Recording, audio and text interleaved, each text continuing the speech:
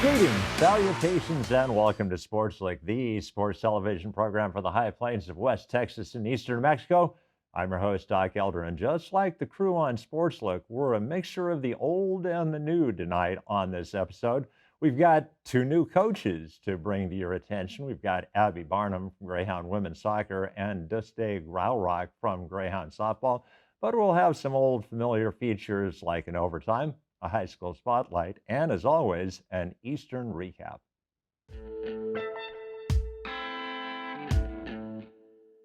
Not much Eastern news to recap, but the news is generally pretty positive. From Greyhound Baseball, they were playing a 3-game series against St. Mary's. Lost the first 2 games, but they won the getaway game, so good on Riley Price and the Greyhound Baseball squad. And Greyhound Track and Field were competing at the Joe Meeker Invitational in Texas. And the best performance by far was Mercy Rodich. Couldn't have been much better as she won the women's 5,000-meter run. Well, that is going to wrap up the Eastern recap, so we'll bring in our first guest, Abby Barnum from Greyhound Women's Soccer, right now.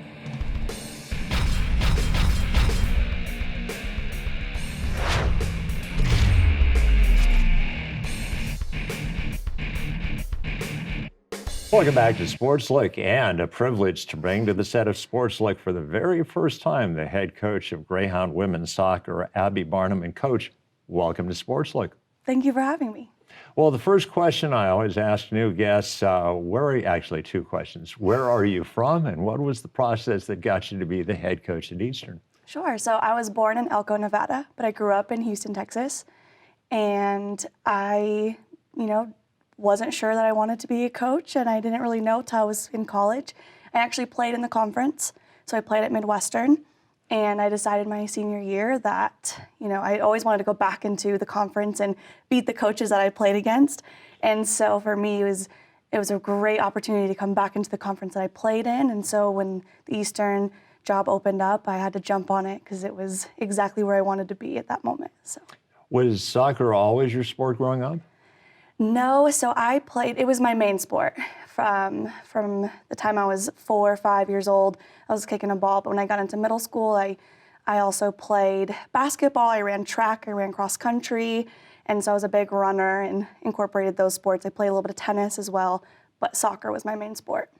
What was it about the beautiful sport as it's known around the world that intrigued you? It's a great question. There's so many different aspects of soccer that is just different from typical games. There's a lot of running is what people typically say, but it's much more than that. There's a lot of creativity. There's a lot of, openness. We don't have set plays. It's about problem solving and, having fun with it. And I've always enjoyed it. I'm a very competitive person, and I was able to bring out my most competitive self while playing. And what position did you play? All over. I was actually recruited into college as a center back, and then I played a little bit of outside back, and then found that my true position was center midfield. Very good. And who did you play for at Midwestern? So Jeff Trimble was the first coach. He recruited me my freshman year. He actually left to a Division III school, and then Damian Clark came in from Fort Lewis. And so he stepped in for my remaining years, but he's actually back at Fort Lewis now. And interestingly enough, you didn't grow up wanting to be a coach. What did you see yourself doing when you reached adulthood? Playing soccer. That's the only thing I ever knew. When I was like 10, 11 years old, I told my mom I wanted to play in college. That's what I wanted to do. I didn't really have, I had ideas growing up, but I never knew. I thought maybe business world, but everyone always told me they couldn't see me in the corporate world. And so I had an opportunity to play professionally abroad, and it was either that or it was getting into coaching. And, I was, by the time you get done playing, your body's kind of fed up and tired. And so I decided that I wanted to start my career. I wanted to get into coaching. It was a great opportunity where I started out. And so I took it, and I loved it ever since. And, I've coached here and there growing up just occasionally, and I coached a little bit of club when I was in college, and I really liked working with the youth, but I knew I didn't want, young kids. I wanted high school age and college age kids to work with. And so I thought it was a great opportunity that I don't have to sit out at a desk all day. I get to go out and do what I love every day. Not many of us can say that. I can say that, you can say Yes. that, we're lucky. Absolutely. Who were the big influences on you becoming the person that you did? In terms of playing and coaching, was one of my club coaches. His name was Khalil, and a last name that I cannot pronounce. And he was, he was a reason that I really started to really enjoy the game and understand the game and love the game. And he gave me a really good opportunity in high school to get better and be better, and not only just the physical aspect, but the mental side as well. He really helped with my confidence and just overall playing and knowledge of the game. And a lot of what I learned in college and that I still utilize in coaching was learned from him. And then also, Damian Clark at Midwestern had a big influence on me as well. And he helped me get my first job. And he taught me more than I ever thought I knew. And I'm still learning from him. So both were really, influential people in my life. You talked about the fact that the job at Eastern intrigued you enough that you wanted to apply and you were fortunate to get the position. What specifically about Eastern was enough to make you want to go all in? Yeah, so to be completely transparent, Eastern wasn't always on the board competitive-wise, especially when I played against them. They were one of the lower-end teams. And, the past couple of coaches that have been in the program have really done a great job to help turn it around and to turn it into something that it always could have been. And so I knew it was a great opportunity to keep building on the success that had already started. And I knew the previous coach pretty well, and he had nothing but good things to say about the players, and I knew that he was doing what was always best for the program. And so I knew stepping into that would be an easy transition as well as just a really good experience. Well, Abby, there are really opportune moments to step into a coaching position. There are moments that have a little bit of drama associated. It probably was like the worst time ever to get a coaching job because you couldn't play at that time. Absolutely. It was different for all coaches. Everyone had to learn how to coach virtually. And that was something that no one, and that's, I am a young coach, and it was, my first head coaching experience, but it was new for everyone at that time. I felt like I was actually equal and I wasn't behind with everyone. It was, we were all trying to do this together, and it gave me, at the time when we thought we were playing in the fall, I was like, well, I have a competitive edge. They all have to learn to coach virtually as well. And it, I really got to learn who my players were as people, not as actual athletes. I got to really learn just who they were, and that's really important to me is relationship building. And so it was quite the experience, but I wouldn't take it back. I love this group of girls and I love being at Eastern. When was the first time that you were actually able to meet them as a team? So the full team in January. We started February 1st was our first day of practice, but we had a couple weeks in the fall where we had, I'd say, about half of our players in that we had some optional practices for about 2 weeks. So it was October-ish, but full team was in January. Gotcha. And obviously there has to be buy-in on their part, but there also has to be buy-in on your part. And what was it that you were looking for in a player? What was going to say, this is a kid I want to keep running the program? The ones that want to be at Eastern. Portales is not everyone's cup of tea. If you're not from a small town, I absolutely love Portales, and I think it's a little hidden gem that not a lot of people know a lot about. But the players that come in and they, like my coaching style, they like their teammates, they want to be here, they want to play, that's who I continue to recruit. And the girls that are here and that are staying are the ones that are committed to this program. They have, a great vision for the game. They have a competitive, just an overall competitiveness about them that they want to win. They're eager to do big things. They want to leave a really, positive legacy. And these are the girls that want to be here, and I want to continue with them.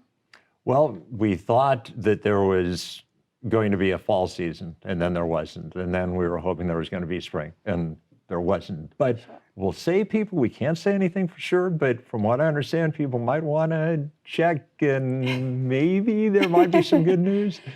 Potentially, yes. Okay, well, that's what we like. We like that intriguing teaser, as we call it in the business. Well, Coach, congratulations on getting the position, and I literally cannot wait to be able to see your young ladies in action. Thank you. I appreciate it. All right, well, that is going to wrap up our first interview segment. So what we'll do is we'll clear the set and we'll cue up a high school spotlight right now.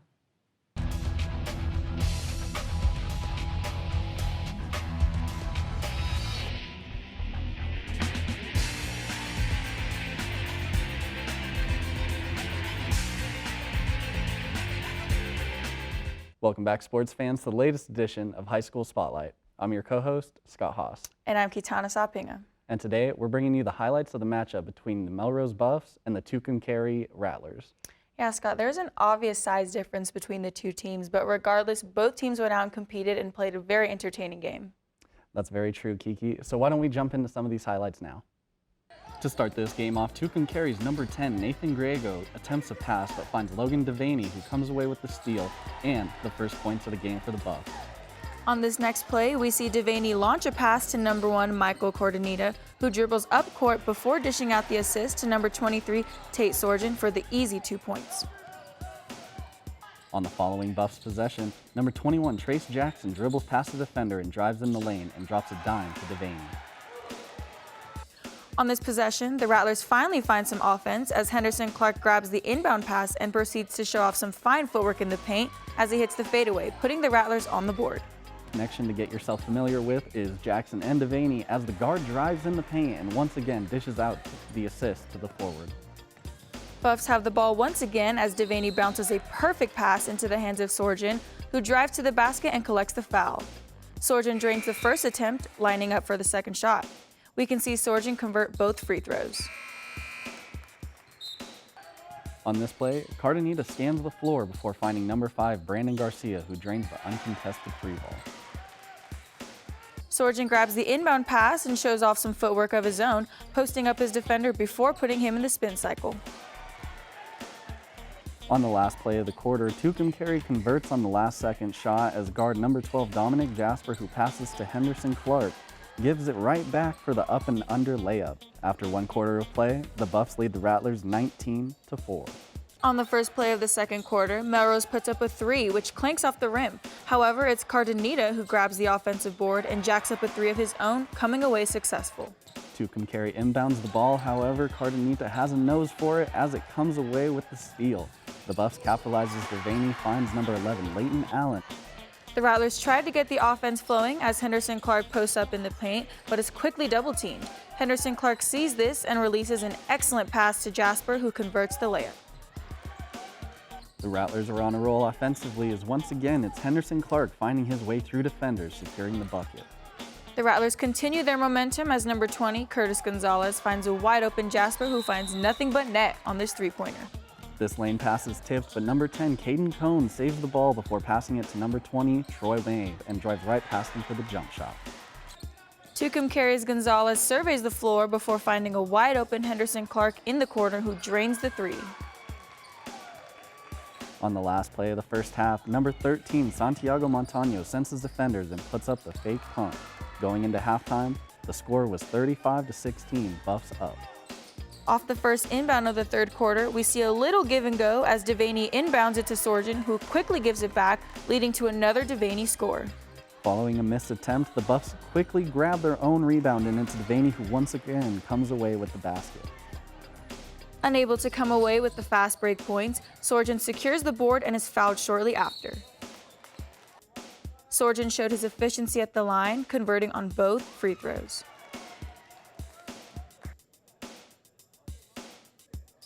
During a timeout, we can see the Tucumcari coach trying to rally his team together for the final quarter and a half. On the ensuing Buffs fast break, Cardenita sprints up the floor before grabbing the assist on this basket by Garcia.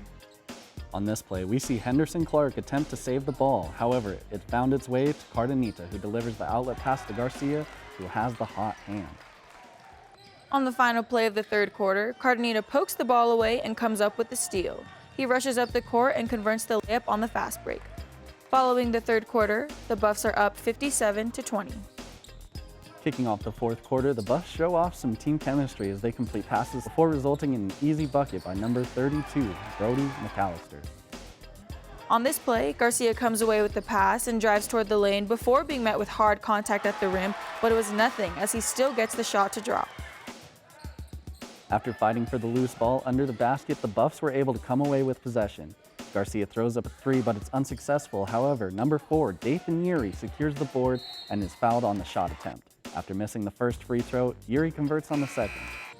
Garcia is back as he hit this layup with 2 Rattler defenders at his side. After a Rattler air ball by 45, Tyrus Jones, Henderson Clark is there to clean up the glass and lay it in. On this Buffs possession, Allen drives in the paint before finding a wide open Cones for the jump shot. Allen rushes to the backcourt and secures the steal. As he approaches the basket, he finds Cones once again, but this time is fouled hard on the attempt. Cones ends up missing his first shot at the line. However, he gets a chance to redeem himself by nailing the second shot. These free throws concluded the one-sided matchup between the 1A Melrose Buffs and the 3A Tucumcari Rattlers, with the final score being 67-23. Thank you for watching High School Spotlight. Before we throw it back to Doc, make sure to follow us on Twitter, Instagram, like our Facebook page, and subscribe to our YouTube channel for more photos, updates, and highlights. And once again, basketball season is currently officially underway, as they will be fitting a whole season into just this month, and we're going to be trying our best to get out all of that coverage to you guys. And once again, I'm Scott Haas. And I'm Qitana and Scott. We'll see you next week.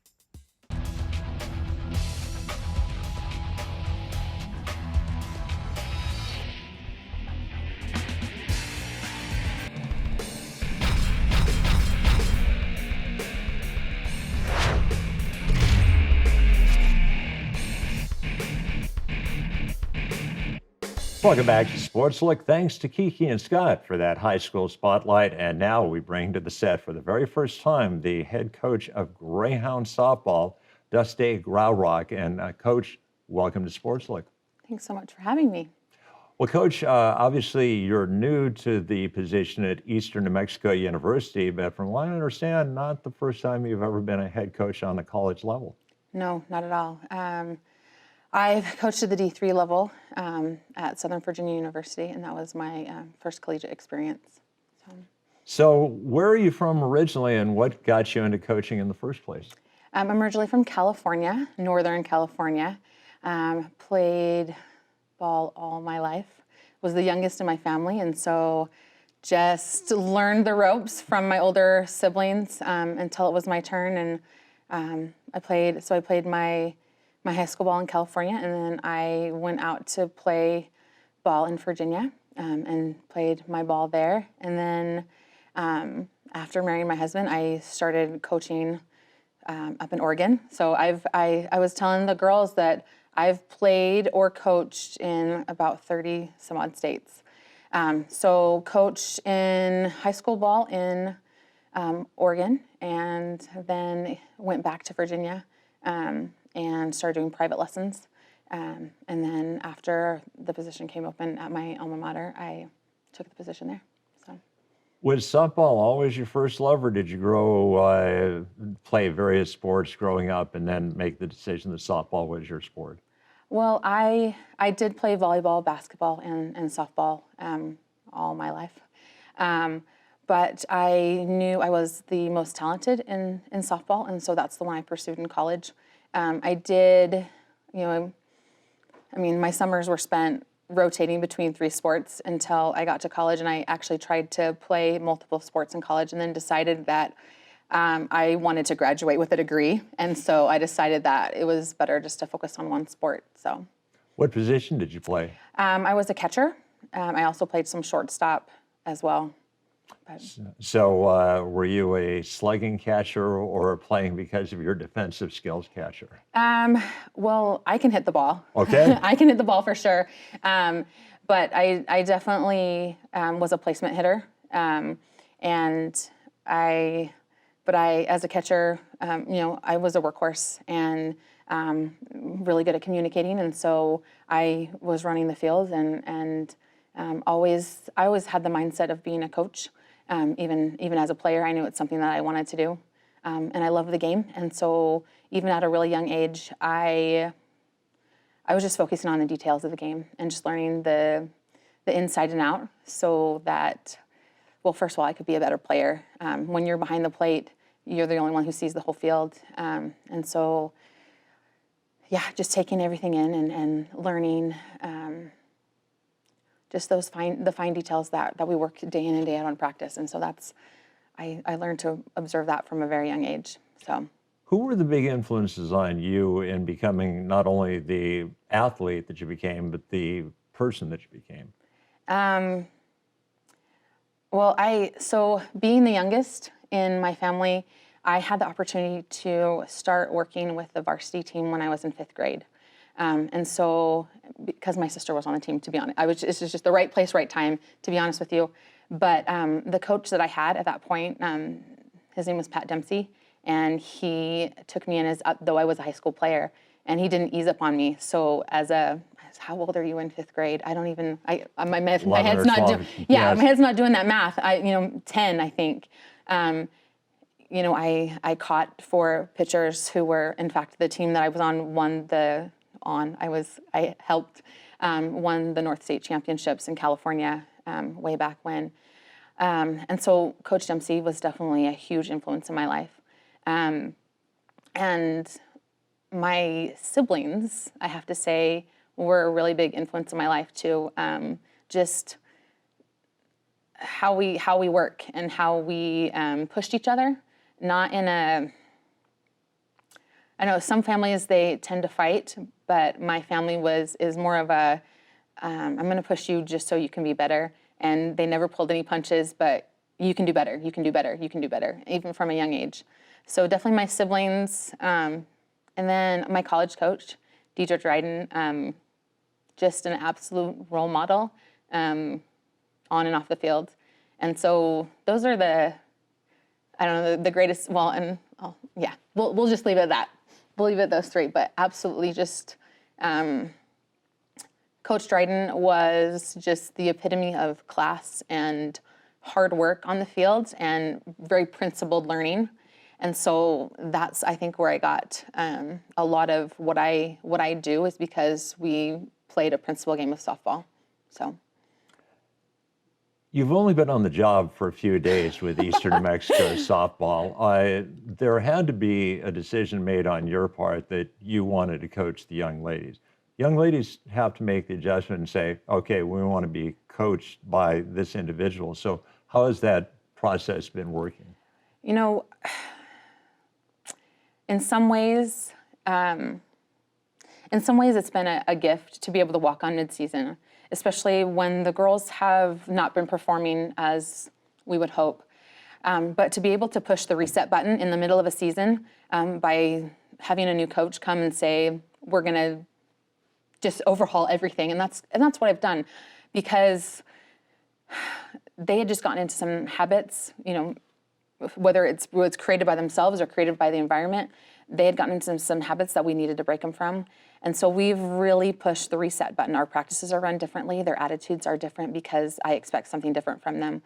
And so to get back to your question, they had to make the choice. We had player interviews. I asked them what they were willing to give, what they were willing to change about themselves. And from then on, we've just been working on new attitudes, new style of play, and not looking back. So. And there has to be at least one individual. Every team has a leader. And if you get the leader on your side, it's a lot smoother process. Who has been the person that's really been the one that's been telling her teammates, hey, listen to this young lady, she knows what she's doing?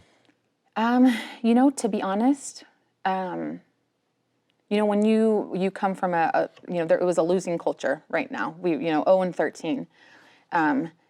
And everyone was kind of down in the dumps. And so to say that it was one person, it wasn't one person. It was every single girl, every single player made the decision. And they've been supporting each other and backing each other up more than I can say that I've seen ever in any of my experiences. They've really been picking each other. They want this.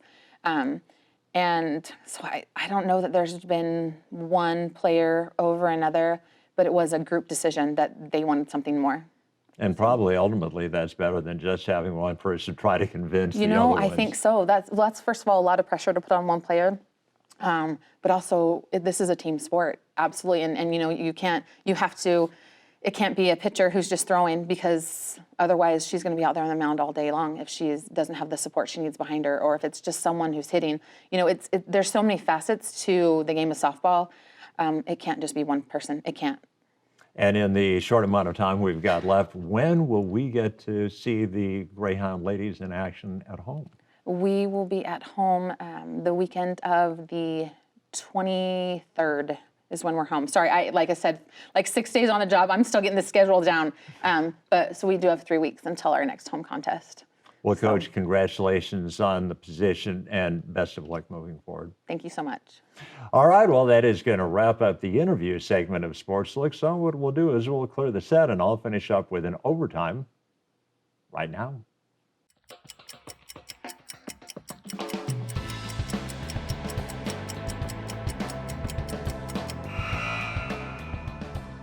Let's do some numerology regarding the recently completed men's basketball championship game, shall we? It was played on April the 5th when Baylor played against Gonzaga and Baylor won by 16 points. It was the 5th time in NCAA history that a team won the semifinal and the final by 15 or more points. And it was the 5th time that the number 1 seed overall played the number 2 seed overall. And it was the 5th time that the number 2 seed overall beat the number 1 seed overall. Now, whether that has any significance or not to that question, I'm going to take the Fifth Amendment and refuse to testify. Well, that is going to wrap up an overtime, and that will wrap up an episode of Sportslook. I'd like to thank my guests, Abby Barnum and this day, Graurock. I'd like to thank Scott and Kiki for that high school spotlight. I had a floor crew directed by Mr. Zach. So for all those aforementioned people, this is Doc Elder saying, so long.